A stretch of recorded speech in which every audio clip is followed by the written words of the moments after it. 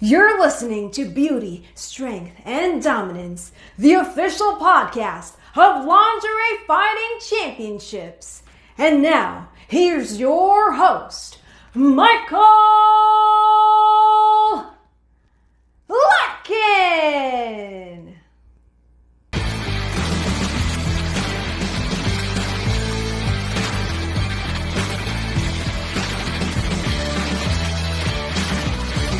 Hello, ladies and gentlemen, and welcome back to another edition of Beauty, Strength, and Dominance, the official LFC Lingerie Fighting Championships podcast. I am your host, Mike Larkin, and joining me today for round two, she has been one of the most notorious guests for her placement of where we do these interviews, but is always a very fun, entertaining, and lovely and vibrant human being, the one and only LFC prospect that is Miss Victoria Cat. Victoria, how are you?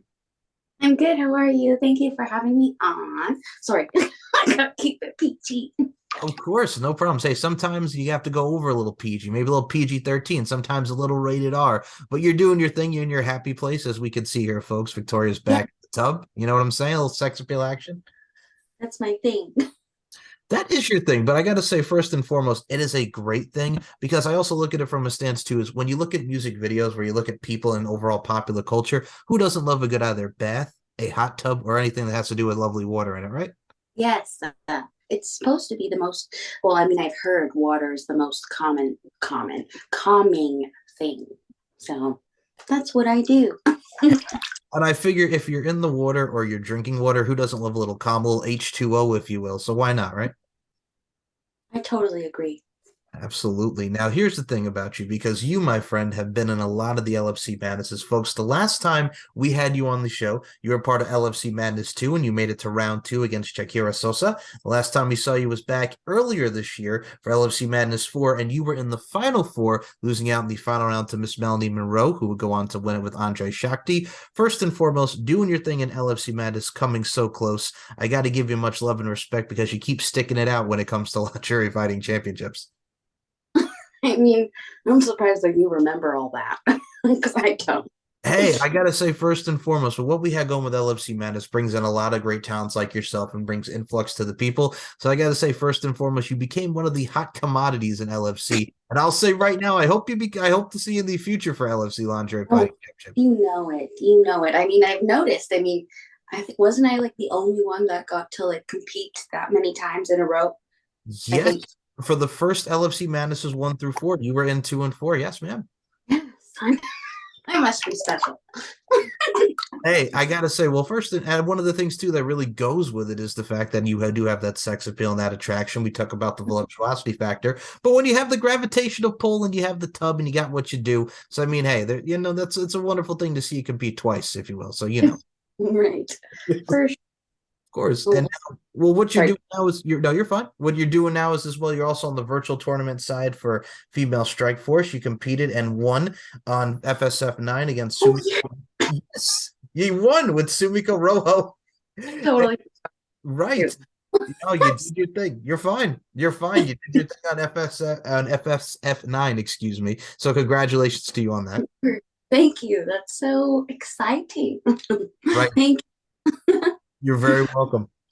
And I mean, right now we have you are part of FSF 10. I say that 5 times fast against Vale Shanice, which you're doing your thing. Shout out to both you and Vale. Look forward to seeing if you progress in that round as well. you. Oh, word. Yes. I think I can't remember who these. I mean, you say these names, and I'm just like, okay. I don't. I'm not trying to be rude, but I'm like, I don't go pay attention to every single person. So I'm sorry. No, you're fine.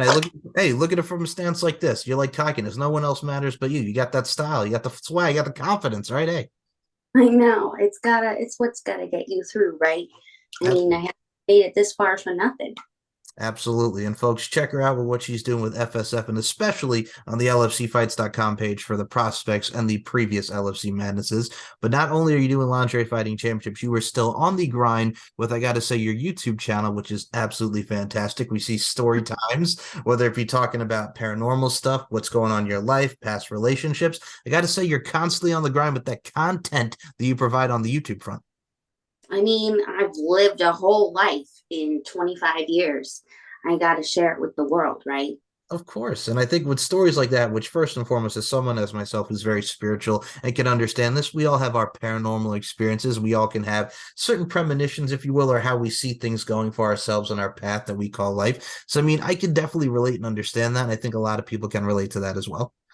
I mean, I guess that part also comes in because like I'm doing embalming, right? So I guess it goes hand in hand, I suppose. Hey, Right. Well, all right. We're going to talk about this here because you, my friend, are a variety. So you do adult stuff, which we'll get into. You do you do a little MMA. You know what I'm saying? You got the style, you got the finesse, and you got the what? But what's with the the embalmings type of things? What made you kind of go that route? I'm kind of curious about that. I mean, if I'm gonna be honest, Okay. I Yes. originally wanted to be, and now this is like a really weird job, but I wanted to be like, I don't know what it's called. I don't know what the actual definition of it is, but the person that cleans up crime scenes, like cleans up all the brains and all the blood and all the nastiness. Gotcha. Understood. Okay. That's not a weird job, but also it's very telling because of what goes within the crime scenes, and you get to study how these people were and how they died. So I understand that, it's interesting. It is very compelling with said crime scenes. But the thing is like what I've heard, at least in Canada, you have to have minimum a medical background, and that's like I don't even know how many years, but that's like intense. And then you can go into like the forensic stuff, and I'm like, I don't got time for all that. So pretty much in Calgary, the only thing that really offered like programs are in the death industry, embalming and funeral directing, and that's at Mount Royal. And then you can either take both or you can do one or the other. I chose the embalming because like I actually wanted to like deal with the actual dead bodies. Like, I don't know, I find it extremely fascinating and like not creepy at all. I mean, I thought it was really interesting. And then I didn't really want to talk to the families of the people that died. So I was like, okay, I'll just do the embalming. And then, yeah, so far I'm three-quarters of the way done. I just have two classes left and then I'm done. Well, first and foremost, that's an early congratulations because, first of all, I love that. Like you mentioned, some people may not, you may turn away, they might think it's a little weird. I like that stuff because, first of all, it's uniqueness, it's different, but also at the same time, we live, we die. It's a part of life. It's where we go after life and stuff like that. But also at the same time, it's interesting to know, like we mentioned, crime scenes and how the person died and the remains. But also, there's something about that's very intriguing. And I think a lot of people can relate to that, especially what we see on shows with many different crime scenes, like your NCA. Right. So it fits into the popular culture realm. So I get it. I understand. I mean, I know this is really random, but I wanted to say like what I thought was really interesting is because like for one of the classes we got to like go to actual funeral homes and like check out the whole thing and like check out the crematorium and all that. And we were like going in while they were doing a cremation, and on the little dial it'll be like women, men, and then it'll have like the temperature and like the time. And then one of the girls in my class, she's why do they have like a gender option? And he said that because like it was a woman, it was a female that was getting cremated, and he said that women have more fat, so it takes longer to burn, and then men have more muscle, so it takes less time to burn. How insane! Wow. Okay. Now, see, that is what I can appreciate too. Now, first of all, a little creepy with the funeral homes going into a funeral home, but I mean, I think what kind of takes the creepy factor out of it. It's like first and foremost, we all have people that pass on, and I mean, we're there. It's a part of life, but also it's very interesting to see the crematory side of things, how it is and stuff like that. Like I can appreciate that, and I think for you with your two classes left, I really wish you nothing but the best on that front because I can't wait to see where that direction takes you. I got to say, you're very much into a lot of fascinating stuff, Mr. Toria Cat. I know. I don't know. Hasn't everybody like wondered about the afterlife? I mean, currently, I know this is so off topic, but I'm currently reading this book. I actually have it right here. I'm reading it. It's just like that's where I'm finding out most of my information about the afterlife. I mean, you could choose to believe whatever you want, but I don't know. These make a lot of sense. So I don't know. That's where I learned my information from. First of all, that is not off topic and random. That's actually very interesting, and we're finding out a lot here, folks. And I mean, for you, now plug the book because I actually may want to take a look at this and add to my. Oh, What's the name of the book? it's called We Never Die by Matt Frazier. Mhm. He's a psychic medium. He has a YouTube channel. That's where I found him originally. It's just called Matt Frazier. But yeah, he promoted this book actually came out August 2022, so it's really new. But yeah, I mean, I've been taking a long time because like I procrastinate, but I mean, I'm halfway there. We're halfway through the book. Okay, this is another reason why I love you, and here's why I'm going to mention this. So I have a couple books still left on my Kindle because one of the things I do is, folks, what I like to do, and as we're talking about here, reading first of all not only is fundamental, but it's also very therapeutic, and you can get involved and encompassed and captured with stories. I have still two books left that I have to read. I already purchased these books like months ago. So speaking of procrastination, I'm a procrastinator too. It's also like a mix of ADD because I don't know what it is. It's just like I can't stay on here. Like my mind wanders, but Yes. I understand. I get it. I mean, I'm not gonna lie, like I'm just taking a long time because like for me, like I feel I don't know, like I feel like I can put myself into the story's perspective and like I just start bawling my eyes out. So I gotta like take my time. So if you're wanting to listen to like really because like there was a story that like really hit me, kind of like I don't know if it changed my life, but I feel like it really changed my outlook on certain things. And he was talking about a story where he had a reading by this family, and their family member who had passed away in a domestic violence, like whatever that's called, I can't remember, issue, whatever. And so she passed away, obviously, and they went to Matt to get a reading to like talk to her about it and all that. And because like the family was trying to get justice for her because for whatever reason he wasn't really getting jail time for murdering her. I don't know what happened. I can't really remember all the details, but for some reason he never like got full like life in jail. Like he only got like a couple years or something. And or I don't even know if he got jail time, but anyways, so when they contacted Matt, she came through and she said that not every consequence comes in a jail sentence. And I was like, what does that mean?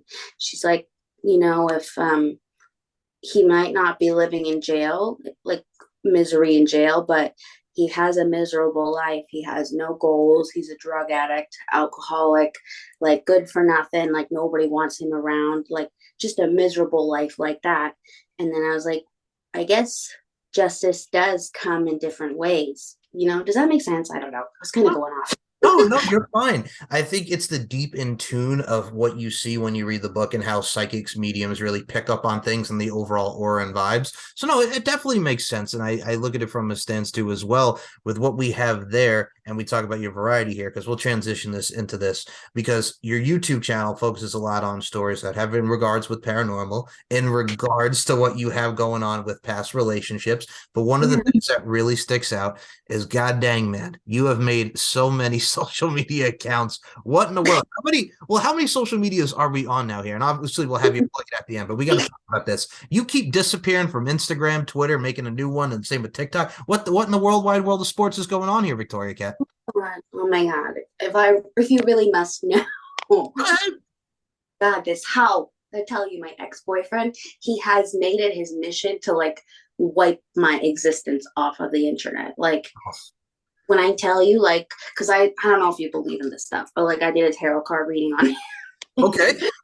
dude, is he the one that's like stalking and reporting me? They're like 100% that's him. He's like watching you and like trying to make sure that you're banned off of everything. And I'm like, so I had to do this like cord cutting session to like Matt like spiritually make him stop. And like I don't know if that actually worked, but I mean so far I haven't had anything be banned yet. So I mean I don't know. But I know for a fact that like she literally said, she's like, he has set out to destroy you. And I'm like, it's almost been 3 years and this guy is still obsessed with erasing my existence. I mean, he needs to get a life, right? Such a clown. Right. Well, no, I agree. And well, first and foremost, I actually do believe in that because I do have a friend who I've known for years now. She lives in Louisiana. She is actually very big into the tarot card reading. So I believe a lot of that stuff. So I get it. And I have a lot of family friends that do go to psychics and know psychics. So I believe there's stuff that does happen like that. So if you do a tarot card read on someone, I think that does make a lot of sense, has a lot of Right. validity. But no, at the same time, if you look at it from a stance, like whether people go through bad friendships, relationships, unfortunately, it does take its toll, and people like that get obsessive and possessive, and just, it's a shame. It's a shame, and I'm sorry you have to go through that. I mean, I'm sure I'm not the only woman in this world that has an insane ex. I mean, I think that he just can't let go, you know? But I mean, that's not my problem. Right, no, exactly. And I think it's one of those things too. First of all, you don't know what you got until it's gone, as the old saying goes. But also at the same time, if it's something like that hard and people can let go, it's sad. And I would say to anybody, if they are that insane or they have that, I suggest that they, get some help and like control what you got going on, because that is too much toxicity. It's negativity, and it's bad auras and energy for one soul. You can't be living life like that. I know, and she said I mean, have you ever heard of the term of energy vampire? Okay, no, I have not. Okay, I got to hear about this now. What is it? So from what I understand, it's like somebody that like feeds off of your energy. And the way that I kind of think about it or like look at it is like kind of like you have 2 cups of water, I guess, and then somebody else just keeps taking all of your water till you're dried up, and they just keep taking that water from you. And then you're just like so depressed and like you're not even yourself anymore. You know what I mean? I don't know No, what I that makes sense. And I mean, we always talk about like, leeches like sucking off your blood and stuff like that. That's what it is. It's like a bad leech and an emotional vampire. I get it. But also at the same time, I mean, with what you're doing now currently, and I have to bring this up because I've seen your site, which people go check out Victoria's site. Congratulations on the site. You're doing your thing.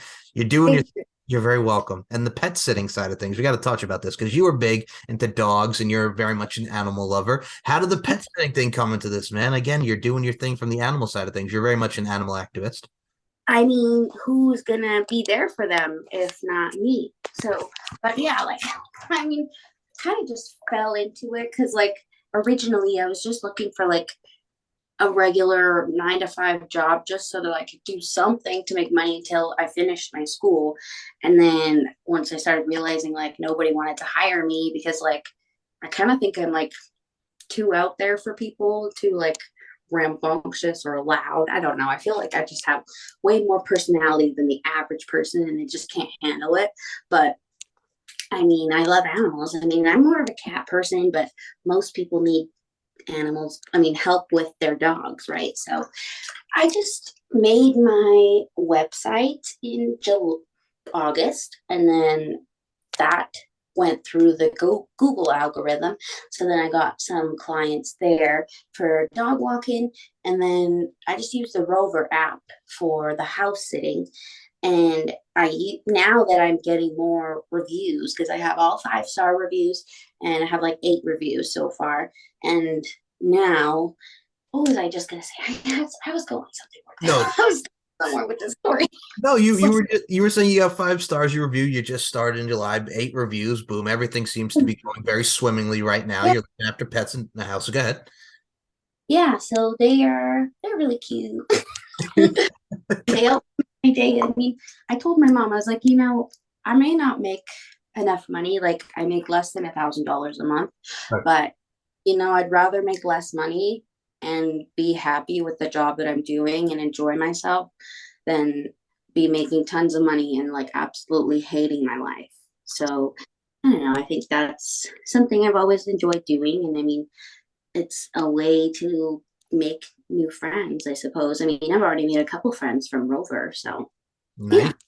Well, congrats. And also, I'm going to add to that. First of all, when you're talking about your personality, I mean, with your personality, the best way I can tell you is you're very exuberant. You're very, I don't know if the word's rambunctious. I'll go more towards the buck wild side of things because you're buck wild, but it's a good buck wild, So I mean, everybody needs to have fun in vibrancy, but also at the same time, I think with what you've got now, doing something that you love, like you mentioned, may less than $1,000, but also at the same time, you're loving what you're doing. You're being around animals and feeling their warmth, and you're also Yeah, setting, and you're making new friends. That's what it's about. right. I mean, lots of kids need help, and since I can't really donate to charities because I don't have a lot of money, I feel like this is another way to still work with the animals and help out where I can. I know it's not like at the charities, but at least I'm helping in some sort of way. Well, that's the thing. You have to do your part anyway. And I look at it from a stance too as well. You're bringing a lot of joy to people when they're their pets and just house sitting as well. If you do a good, efficient job, and no matter where you go, no matter how long the journey takes, because we always keep going and we keep learning and we keep adapting. So I think where you are now, you're just keeping on. And that's a steady, narrow path in the world of really dog sitting and really helping out animals. I think that could lead you to a very illustrious career, hopefully one day. Yeah, word. I mean, one of the houses that I did at the beginning of November, I stayed there for 9 days and it was on an acreage, so like an hour away from Calgary. And they were so nice. They said that because like her dad literally came over and brought fresh garden vegetables and like fresh homemade relish, and I was like, oh my god. And then I like cleaned their house real well, and I like took lots of photos of me hanging out with the kids. I mean, oh my god, their cat, oh my gosh, she's so cute. I can't help it. I mean, she was so cute and so wild, like because when I came out there it hadn't snowed yet, and Babe was allowed outside. I mean, both kids are allowed outside because they're on an acreage, right? So I pulled up, and then Cat, she jumped on my car and she just started walking around on the roof, trying to go for a ride. And like, if I had my sunroof open, she's like, she'll jump in there and be ready to go for a ride. I was like, how cute is this, right? And then, sorry, I know this is so random, but like, I thought it was so cute because I put true crime on, and then both of the kids they just started watching the TV with me.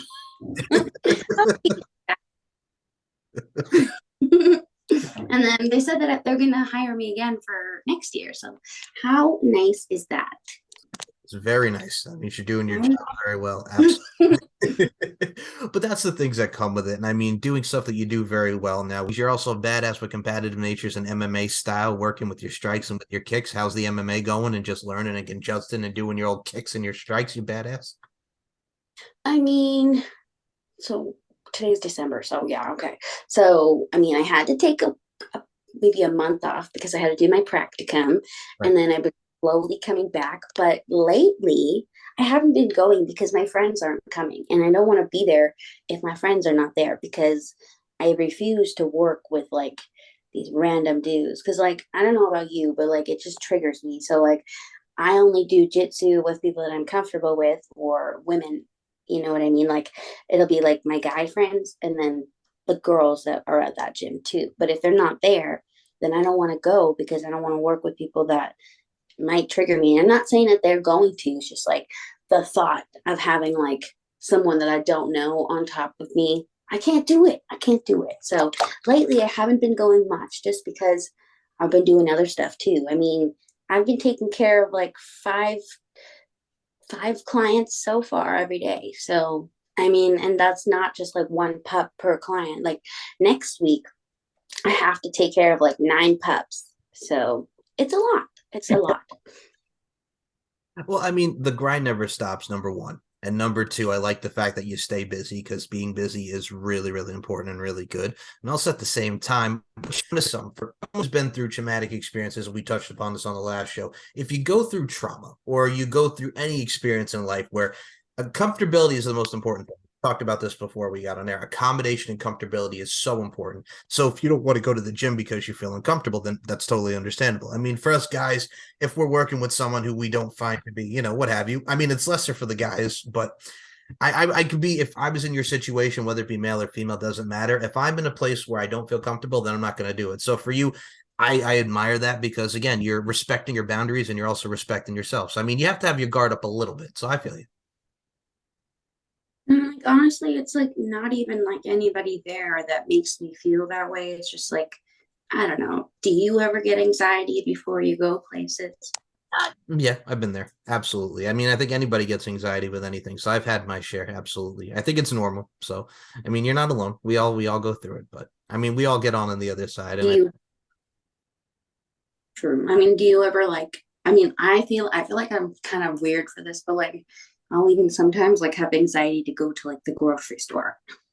I mean, it is what it is, right? Everybody has right. insecurities that they have to deal with, you know? Okay. You see, I mean, I'm only 25, right. And I'll add on to that. right?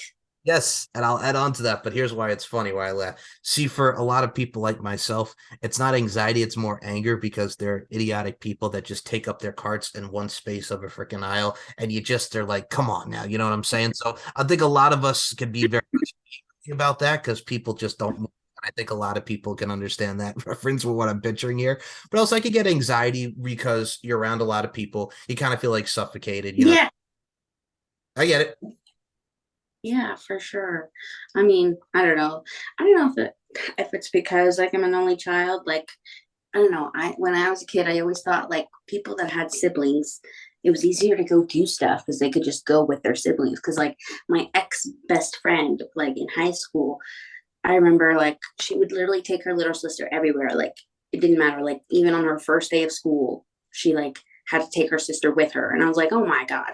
But then I'm like, but how? That's no way to live life either. So I'm like, sometimes I push myself through it, and then I'm like, okay. But then some days the anxiety just like takes over, and then I end up just like going back home. You know, it is what it is. But you know, at least I still go. I still am working towards the belts. It might take me like 20 years, but at least I'm there. Well, slow and steady wins the race. And I mean, life is an art form in its own right. We're all here to apply our crafts, and we continue to apply our crafts any day, and the journey never stops. So I'm right there with you. No, and I mean, you at least you're doing it because some people are even afraid to go out of the house. So I mean, you're going out there, you're pretty much facing your fears, and you're in your lane. You know what I'm saying? You're here, and you're looking going here. I mean, haven't you noticed a difference? And like for me, ever since the pandemic happened, I feel like I need to work more. Like I Yes. get much more bored easily. Does that happen to you? Yes, it does. I think we're jonesing because when the pandemic happened, first and foremost, a lot of people got creative with home workouts but it's at the same time, like we're not going anywhere. You know what I'm saying? And you're jonesing. We have to go out there. We got to do something because if not, then we're just going to stay up in here, lazy, bored, and we're going to go insane. So Right? yeah, we have to keep moving. So I was the exact same way. I completely understand. Right. I swear. Life is a roller coaster, but you know, I feel like this book really helps get me along. I mean, I don't know. The things that I learned, they say like, I mean, everybody has their own beliefs, but for what I think that it is there's heaven. And like, I don't even know if I believe there's a hell, but I know that there's purgatory. And I feel like purgatory is almost worse than hell because you're just stuck in the same cycle for eternity. And nobody wants to live a life like that, right? Well, yeah, you're stuck in limbo. You don't want to be Yeah. stuck in. I don't really remember what the original question was.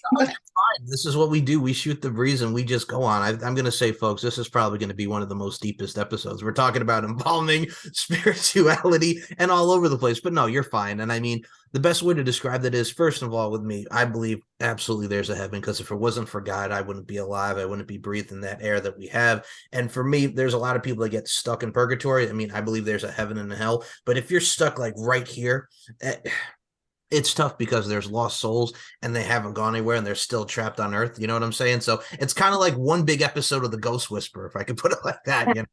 Oh my God, yes. Like, I always wonder, are those the souls that are like haunting all those dark, creepy basements and like old castles and abandoned houses? You know, they say that the spirits, they'll go to places like that because they're so miserable and they just want to like hide away and like drown in their misery. You know, how insane. Oh yeah, there's actually a lot of hauntings here in South Carolina. One in Myrtle Beach, there was a guy that died, and he haunts one of the bars here. You know what I'm saying? Like late at night, a lot of people said they've seen a figure.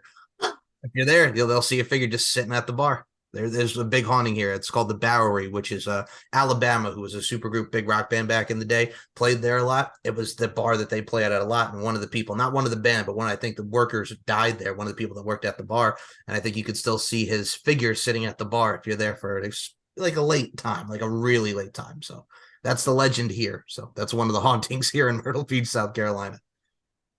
Wow, Like, that's really crazy. mhm. I mean, I know that there's like hauntings in Calgary, but I mean, I never went into detail. I never like looked into it to know the exact stories, but that's really creepy. It is. But Yeah, I'm just like, oh my Lord. I just think about like, because like that place is probably still used, right? oh yeah, it's still going to this day.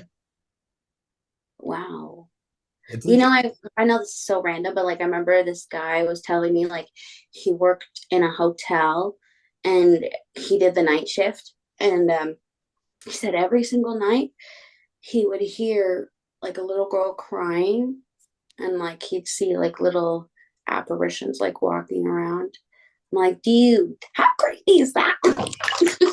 Absolutely is. And I mean, that's the thing that's very interesting, folks. And for those who've not seen either study paranormal stuff or look at it, I know a lot of people kind of like dismiss it. But if you believe in it, y'all know what we're talking about. And if you don't, a little skeptical, find out a little bit more about it. There's a little information won't hurt. So, I mean, come on. You got to explore, expand your horizons, if you will.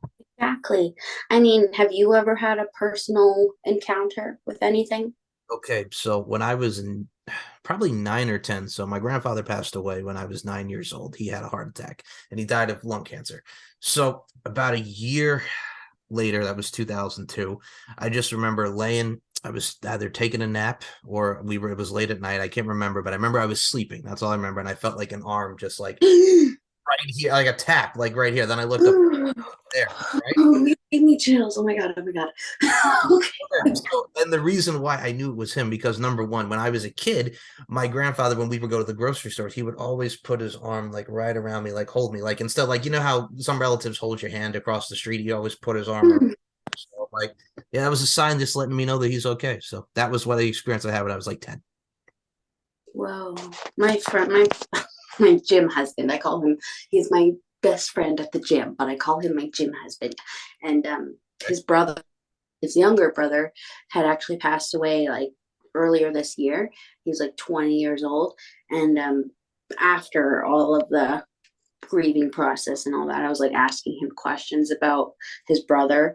And he said that every time he's like feeling sad and like missing his brother, he says that the sun somehow just like beams on him at a certain spot, and like it gives him this like sense of like that they're okay and that they're there.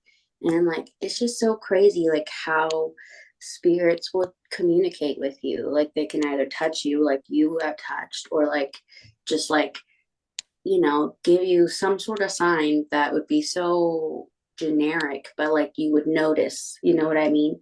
I mean, they say that um, most people, like most dead people, they'll appear in your dreams, and that's how they're visiting you. Yes, and I'll be honest with you. That's one of the things that I look at from a stance as well. I believe in that.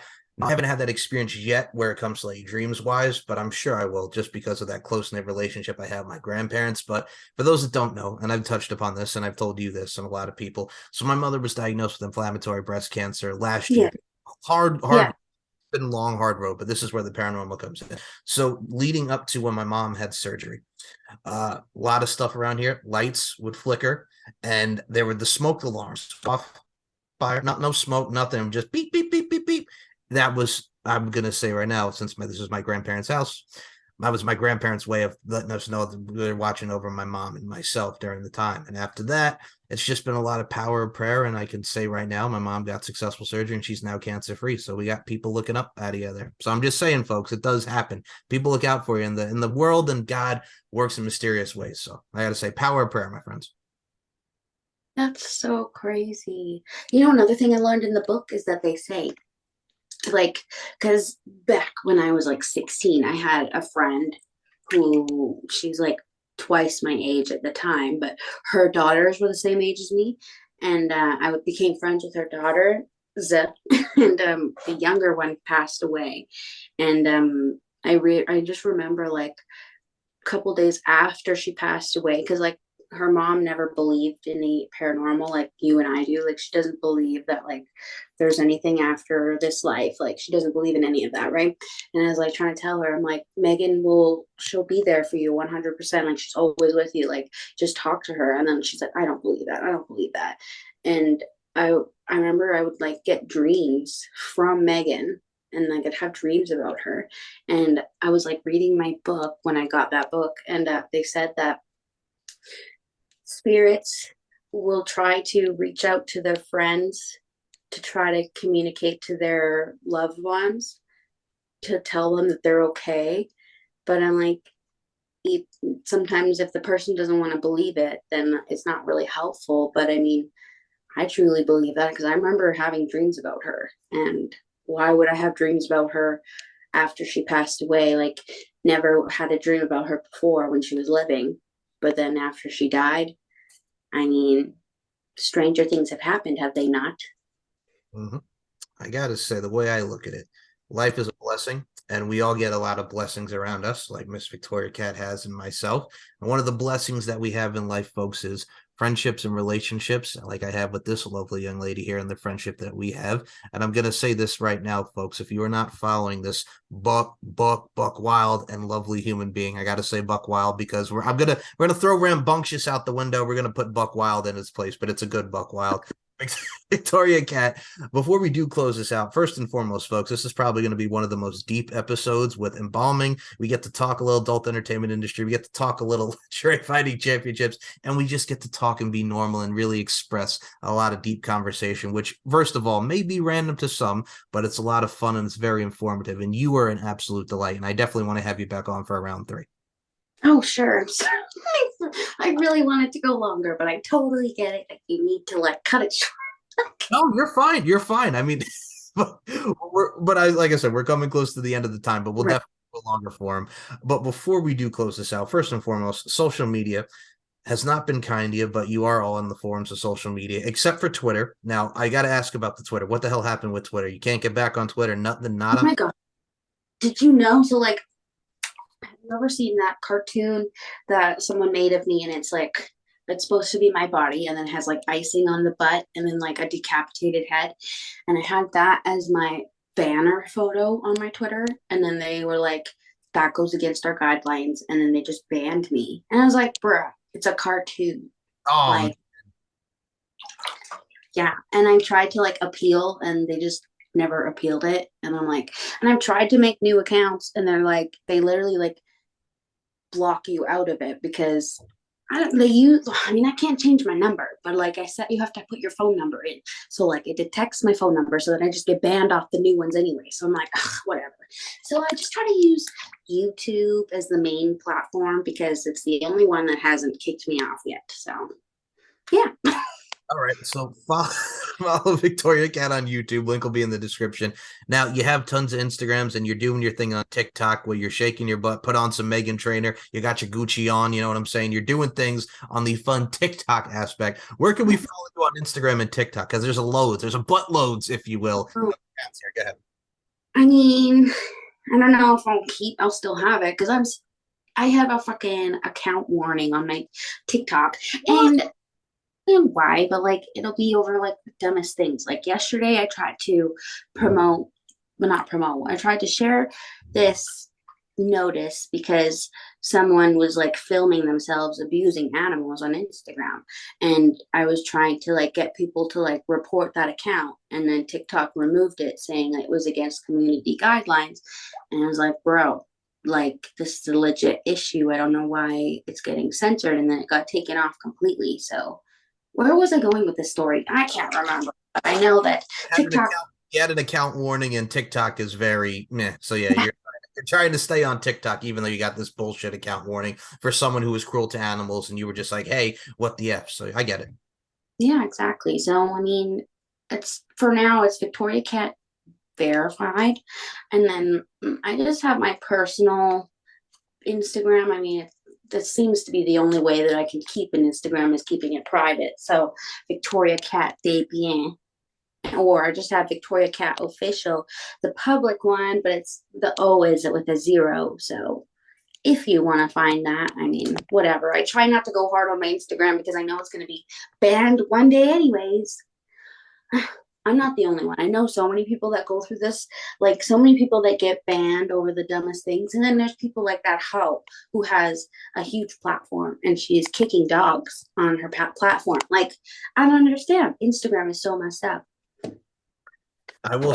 Well, okay. Well, first and foremost, you can add that to your gimmick now with the Victoria Cat Official. You could say you're so official. You know what I'm saying? You can add that little tweak to it, add that swag to it. So I get it. That's something you can add to it, add to your character, another layer, if you will. V Cat over here. But no, I understand. I mean, when you have that, you have to keep it mostly private. And if you keep posting the LFC Twitter, which folks, I will say this, the LFC Twitter has had its account warnings too. And so I'm like, it's women in lingerie. You know what I'm saying? You know what you're getting here with the title of Lingerie Fighting Championship. TikTok, you know what you're getting here. So don't you putting some doggone account warning on here where it ain't nothing. It's a little skin. You know what I'm saying?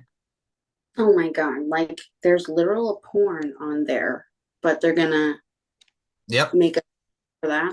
They make a stink over everything. TikTok. I mean, again, I understand community guidelines. I understand that. But when you ban us for ridiculously, and dare I say, to put it bluntly, bullshit, that's where the heat goes and we get pissed. It was a pissed offness. I know this is so, I keep going on, but I just want to say one last thing. Like I remember a content creator who literally got banned for reacting to a video that was viral. And like he didn't even say anything. He was just like, it was just a facial reaction. He never said anything. And he got banned because like people kept reporting him for reacting to a video of someone doing an offensive video to a religion. And I'm like, bro, they're literally just trying to like ban everyone for anything at this point. Like, do they even want people on their platform? That's what I'd like to know. I don't get it, but this is the bad part about social media. But the good part about social media is you get to find this lovely young lady doing her thing, looking as only as she can look, all here in this grill right here in her safe place that is the tub. Scrub a dub dub. Hello. We can check her out on Instagram, TikTok front. Subscribe to the YouTube channel. Subscribe to Lingerie Fighting Championships on YouTube, LFCfights.com. Go to the prospect page. You see this lovely face. Check out the Roku where you can see this lovely face as only as she can look right in the tub. Scrub a dub dub. I said it again. And you can check out each and every one of these episodes wherever you get it on audio platforms, on Anchor, TuneIn, Spotify, Apple Podcasts, Google Play, whatever the hell you listen to, you can hear this lovely voice. And on video on YouTube, you can see this lovely face and that lovely face.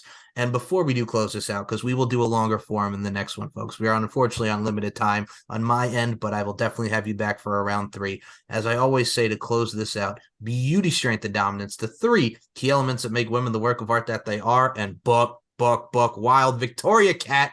I include you in those sentiments. Thank you so much for your time. Thank you. I appreciate your time. Goodbye, everybody.